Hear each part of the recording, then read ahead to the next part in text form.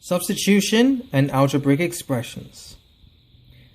You remember remember the start of the lesson when I said that variables represent numbers? Well, now we get to actually turn variables into numbers. How do we do that exactly? Well, it sort of looks like this.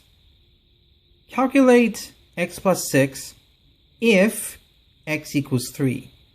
So here we have a situation where the examiner is straight up telling you what to replace x by. So here, this is where you just simply substitution, and I just realized that I misspelled substitution. I'm a math teacher, not an English teacher. Joke. I jest.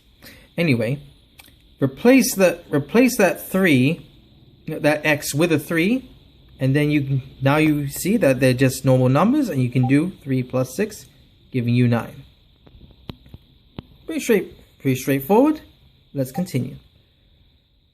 Calculate 2a minus 5 if a equals 10. So you are going to be replacing that a with the value of 10. And then you notice something that's going to continue throughout all the other examples in this lesson. When I replace the number, I'm going to put it in a bracket. The reason I do that is because that variable might have been subjected to something else. It might have been multiplied by something, it might have been squared, something else might have happened to it. So that bracket is so to indicate further changes. So 2a, which is 2 times the a, replace the a with 10, so 2 times 10, which gives you 20, minus the 5, giving you 15. xy minus x if x equals 6 and y equals 4. So here it's another substitution. Every time you see x, that x is going to be replaced by 6. And every time you see y, that y is going to be replaced by 4. So xy, which is x times y, is going to be 6 times 4 minus the x, which is replaced by a 6. 6 times 4 giving you 24, minus 6 gives you 18. X squared plus y squared. If x equals 8 and y equals 6. You replace the x with an 8, and you replace, so that becomes 8 squared. That's showing why it's put in a bracket. The y is replaced with a 6. Once again, 6 in the bracket to show that it's also being subjected to like that square. 8 squared, 64. 6 squared, 36.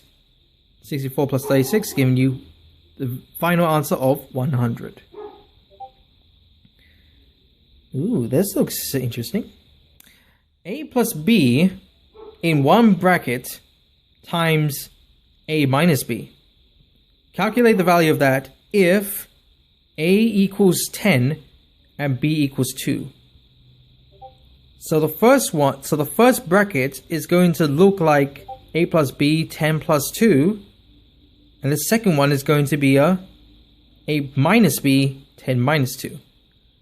And because all of those are in their own brackets, you can do the first be a board mass. Do your brackets. 10 plus 2 giving you 12. 10 minus 2 giving you 8.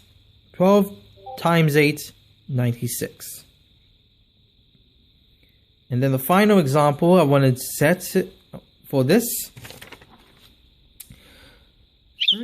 3a squared if a equals 4.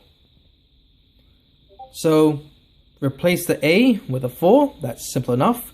But now comes the situation that actually catches a lot of people off guard. That 4 is being multiplied by 3 and squared. What do you do first? Is what many people wonder. Well, you do BODMAS. Which comes first in BODMAS? Multiplication or the exponent? The brackets come first, there's no brackets there. The exponent actually is part of the O or the E in BEDMAS. So you actually do the exponent first, which is why the 4 squared becomes 16 first, and then it gets multiplied by 3, meaning the final answer will actually turn out to be 48.